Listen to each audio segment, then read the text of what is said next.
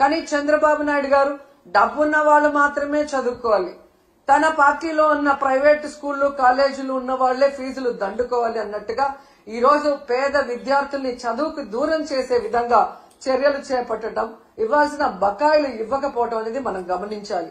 And ఈ రోజు fee reimbursement అలాగే స్కాలర్షిప్లు బకాయిలు తొందరగా చెల్లించండి అయ్యా అని అడిగితే దానికి కొంతమంది మంత్రులు మీరు బకాయిలు పెట్టలేదా, మీ ప్రభుత్వంలో బకాయిలు లేవా అని విచిత్రంగా మాట్లాడుతున్నారు. ఆ మంత్రులకు గాని ఆ ఇతన్నంగా మాట్లాడే వారికి నేను తెలియజేసేది ఒకటే, 2019లో చంద్రబాబు నాయుడు గారు దిగిపోయే నాటికి 2800 కోట్లు బకాయిలు ఉన్నాయి. ఆ రోజు ఆ బకాయిల్ని జగన్మోహన్ రెడ్డి గారి ప్రభుత్వం సంపూర్ణంగా చెల్లించడమే కాకుండా తాను అధికారంలో వచ్చిన తర్వాత ఉన్న వాటిని కూడా ఎలా చెల్లించుకుంటూ వస్తున్నారో మనం చూసాం. సో ఎప్పుడూ కూడా ఒక ప్రభుత్వం మారినప్పుడు గత ప్రభుత్వంలో బకాయిలు ఉంటే వాటిని తీర్చాల్సిన బాధ్యత ఆ అధికారంలోకి వచ్చిన పార్టీకి ఉంటుంది. కానీ అధికారంలోకి వచ్చిన తర్వాత ఈ రోజు చేతులు దులుపుకొని పేద విద్యార్థుల చదువుని దూరం చేసి మళ్లీ ఇతండంగా విచిత్రంగా మాట్లాడటం ఎంతవరకు సమంజసమని నేను ప్రశ్నిస్తున్నా. అండ్ ఈ రోజు మీరు చూస్తే ఇది చంద్రబాబు నాయుడుకి ఇది కొత్త ఏం కాదు, మీరు గతంలో కూడా చూశారు. ఎందుకంటే పేదవాళ్ళంటే చంద్రబాబు నాయుడుకి చిరాకు. పేదవాళ్ళు మనుషులు కారనా, వాళ్ళకి చదువు అవసరం లేదనుకుంటారో ఏంటో నాకు తెలియదు. కానీ వైఎస్ఆర్ గారు తీసుకొచ్చిన ఈ ఫీజు రియంబర్స్మెంట్ ని ఏ విధంగా ఇంజనీరింగ్ స్టూడెంట్స్ ని ఫీజు రియంబర్స్మెంట్ లో 35,000 రూపాయలకే కోత పెట్టి ఎంత మందిని ఇబ్బంది పెట్టారో మనం అందరం కూడా గమనించాం. కానీ జగన్మోహన్ రెడ్డి గారు ఎంత ఖర్చైనా విద్యార్థికి మొత్తం ప్రభుత్వమే చెల్లించే విధంగా ప్రతి పేద మధ్యతరగతి పిల్లవాడికి చక్కటి చదువుని అందించడం ఈ రోజు ప్రజలందరూ కూడా గమనించాల్సిన విషయం అని కూడా ఈ సందర్భంగా తెలియజేసుకుంటున్నా. అండ్ ఈ రోజు మీరు చూస్తే ఈ చంద్రబాబు నాయుడు గారు 3,900 కోట్ల ఈ స్కాలర్షిప్లు గాని ఫీజు రియంబర్స్మెంట్ బకాయిలకు మాత్రమే ఆపలేదండి. ఆయన ముఖ్యమంత్రి అయిన ఈ 7 నెలల కాలంలో ఫీజు రియంబర్స్మెంట్ ని ఆపేశాడు, అమ్మఒడిని ఆపేశాడు, చేయూతను ఆపేశాడు, మెడికల్ కాలేజీల్ని కట్టడం ఆపేశాడు, నాడు నేడు స్కూల్స్ రెన్యువేషన్ ఆపేశాడు. అలాగే మీరు చూస్తే 0 వడ్డీ పథకాన్ని ఆపేశాడు. ముఖ్యంగా పేదవాళ్లకి చాలా అవసరమైన ఆరోగ్యశ్రీని ఆపేశాడు. ఇక వాలంటీర్ వ్యవస్థని ఆపేయటం మనం అందరం కూడా చూస్తూనే ఉన్నాం. ప్రభుత్వ ఉద్యోగాలకి ఐఆర్ లేదు, పిఆర్సీ లేదు, కనీసం డిఏ కూడా ఇవ్వకపోవటం ఈ రాష్ట్ర ప్రజలందరూ మేధావులందరూ కూడా గమనించాలని కూడా కోరుకుంటున్నాను. ఎందుకంటే ఒకవైపు జగన్మోహన్ రెడ్డి గారిని తిట్టడానికే టైం ని స్పెండ్ చేస్తున్నారు. కానీ వాళ్ళు ఎన్నికల్లో ఏం ప్రచారం చేశాం, ఏ సంక్షేమాన్ని అందిస్తాం, ఏ అభివృద్ధిని అందిస్తామని చెప్పిన మాటల్ని మరిచిపోవడం ఇక్కడ మనం గమనించాలి. ఎందుకంటే మీరు చూశారు ఏ విధంగా అధికారంలోకి వస్తే మేము సూపర్ 6 అమలు చేస్తామని చెప్పారు. ఈయన లోకేష్ అయితే మేము సూపర్ 6 అమలు చేయకపోతే నా కాలర్ పట్టుకొని అడగండి అన్నారు. ఏ కాలర్ అండి? రైట్ కాలరా, లెఫ్ట్ కాలరా? అంటే కాలర్ పట్టుకొని నిలదీసి అడిగితే తప్ప మీరు సూపర్ 6 అమలు చేయరా? ఈ రోజు చూస్తే చంద్రబాబు నాయుడు గారు ఎంత కూల్ గా సంపద సృష్టించాక ఆదాయం పెరిగాక అప్పుడు సూపర్ 6 ని అమలు చేస్తామని చావు కబురు చల్లగా చెప్తున్నారు. మరి ఆ రోజు చంద్రబాబు నాయుడు గారు, పవన్ కళ్యాణ్ గారు ఎన్నికల్లో ప్రచారం చేస్తున్నప్పుడు మీకు తెలీదా? ఎందుకు ఆ రోజు ఇదే మాట చెప్పలేదు? మేము వచ్చాక సంపద సృష్టించాక ఆదాయం పెరిగితేనే సూపర్ 6 అమలు చేస్తాం, లేకపోతే చేయలేమని ఆ రోజు ఎందుకు చెప్పలేదని అడుగుతున్నా. ప్రజల్ని మోసం చేయాలన్న ఆలోచనతోనే కదా అబద్ధం చెప్పారు.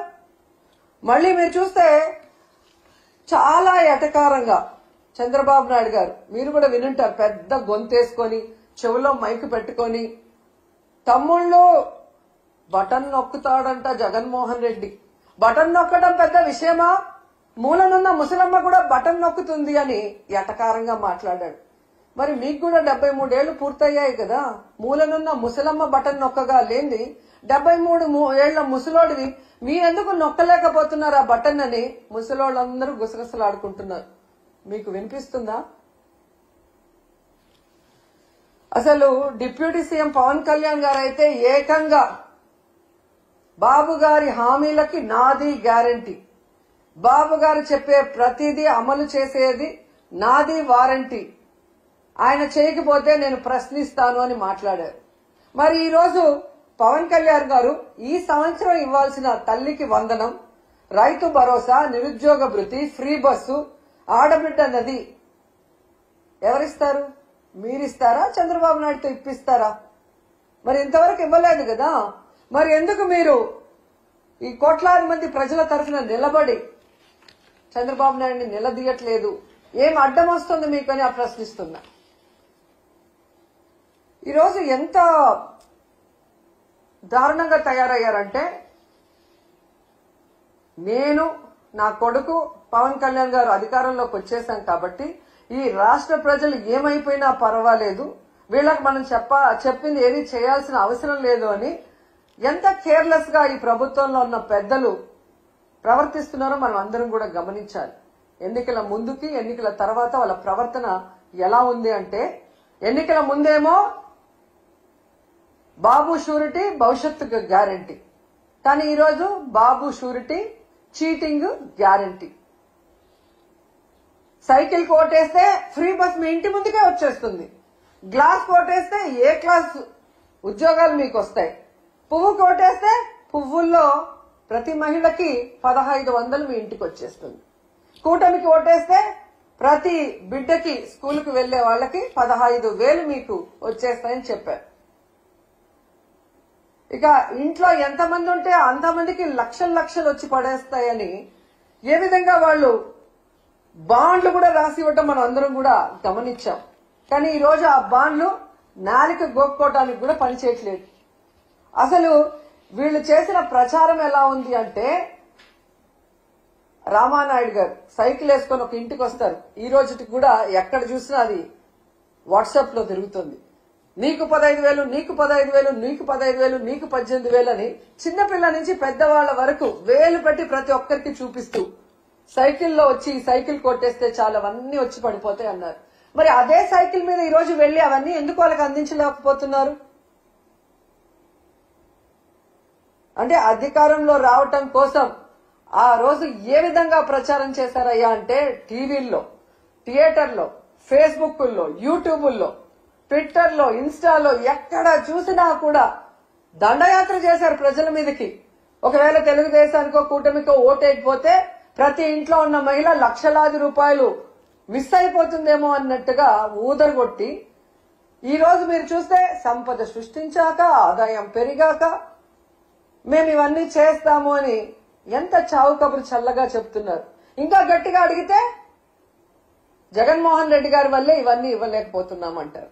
ఎంత సిగ్గుచేటో ఒకసారి ఆలోచించండి. ఈరోజు తెలుగుదేశం పార్టీ, జనసేన పార్టీ వాళ్ళ ఇంట్లో ఎవరికైనా జలుబు వచ్చినా, వాళ్ళకి తుమ్ములు వచ్చినా అది జగన్మోహన్ రెడ్డి గారి వల్లే అని చెప్పుకునే అంత దిగజారిపోయారనేది ఈ మధ్యకాలంలో టీవీలు చూసిన వాళ్ళందరికీ అర్థమై ఉంటుంది.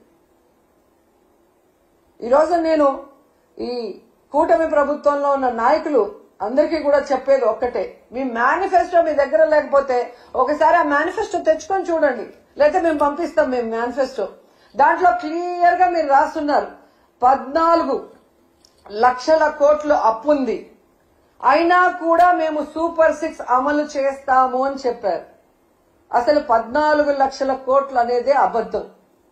మొన్ననే మీరు అధికారంలోకి వచ్చిన తర్వాత మీ అధికారులు మీరు అంతా కూడా ఎక్సర్సైజ్ చేసి అసెంబ్లీలో ప్రవేశపెట్టారు, కేవలం 6.5 లక్షల కోట్లు మాత్రమే అప్పుంది అని. 14 లక్షల కోట్లుందని అబద్ధం చెప్పిన మేనిఫెస్టోలోనే అన్ని చేస్తామన్నప్పుడు అందులో సగం ఉన్నప్పుడు ఎందుకు చేయలేకపోతున్నారని నేను అడుగుతున్నా. అసలు ఇప్పటికీ రాష్ట్రం విడిపోయాక మొదటిగా ముఖ్యమంత్రి అయింది మీరే. మీరు దిగిపోయేటప్పటికి ఎంత అప్పు ఉంది, మీరెంత అప్పు చేశారు, మీరు ప్రజలకు ఏం సంక్షేమాన్ని ఇచ్చారు?